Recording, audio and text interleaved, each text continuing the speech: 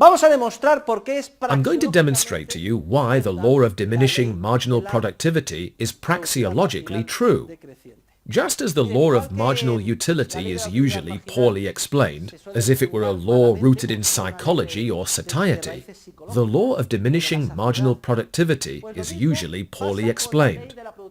In almost all classes and textbooks, the law of diminishing marginal productivity is explained as if it were a technological law. In fact, so that you would grasp and visualize the idea in the example I gave you, even I presented the law as if it were technological in nature. And everyone says, well, what the professor is saying makes a lot of sense. On a given plot of land, in the beginning, there are so few workers that adding more workers makes productivity rise more than proportionally. Then there comes a point when more is still being produced, but an increasingly small amount more. An additional unit, an additional worker, does not produce proportionally the same, but less and less. And, if I understand this visual example the professor has described to us, if we continue to add units of the variable factor, eventually there might even be such disorganization and chaos, such bedlam, that less would be produced. Well, though this approach, paired with a graph, is effective in helping you visualize the idea, it lacks foundation. From the theoretical standpoint, the law of diminishing marginal productivity is not a technological law, the result of workers disturbing each other or not. It is a law that is strictly part of the logic of human action, and that is the main message I want to get across in today's class. In fact, this may be one of the most admirable contributions Mises makes in human action. Ladies and gentlemen, I'm going to do something very important. I'm going to show you why the law of diminishing marginal productivity is universally valid. It always holds true. And furthermore, it is part of the logic of human action. And I'm going to demonstrate this a contrario sensu. What would happen if the law of diminishing marginal productivity, or returns, which I have just explained, did not hold true? That is, the law that tells us that there are optimal combinations, that there is a level, a number, a volume of the variable factor, beyond which additional units result in ever smaller increases in consumer goods, diminishing marginal productivity. That's what the law says, nothing more. That beyond a certain volume, the curve must change from concave to convex. What would happen if the law did not hold true?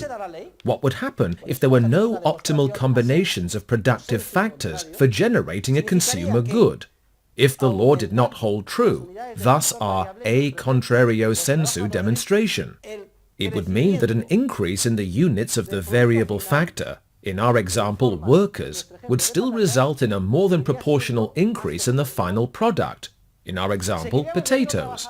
We would keep sending in workers. And what would happen to the output of potatoes if the law of diminishing returns did not hold true? Look where the curve is. I keep going up. I get to the ceiling and go up to the next floor. And I keep sending in workers. The third floor, the fourth floor. I get to the roof and continue up to the heavens. We could achieve any unlimited output of potatoes simply by raising the number of workers. ¿Y esto qué significaría? Respecto del factor fijo. And what would this mean with respect to the fixed factor? The given factor, the plot of land in our example.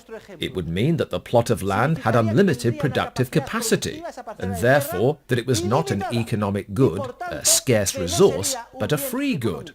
Therefore, with higher order economic goods, factors of production, the law of diminishing marginal productivity must inevitably hold true.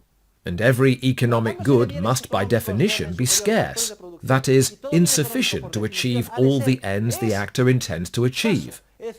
If the law did not hold true, that would mean the highest order economic good, or factor of production, considered fixed in the example, whatever it was, would have unlimited productive capacity, and therefore it would cease to be an economic good. It would no longer be scarce. It would be a free good. To put it another way, land, or the factor considered fixed, would be no restriction for any entrepreneur, since it would have unlimited productive capacity. and therefore no one would bother to economize on it. It would have no market price. It would be like the air we breathe, which we take for granted and nobody bothers to economize on, nor allocate shares of private ownership of, nor exchange, because it has unlimited productive capacity. Therefore, inevitably, and inherent in the logic of human action and human nature, and starting from the premise that all economic laws are universally, apodictically valid and hold true whenever their assumptions are met, if we begin by assuming that both factors of production are limited and scarce, the law of diminishing marginal productivity must inevitably hold true. And we'll leave this law on the back burner for now, because it's very important. Without this law, we could not understand, 2 months from now, how the price of the factors of production is determined. What determines the price of the labor factor of production? Wages.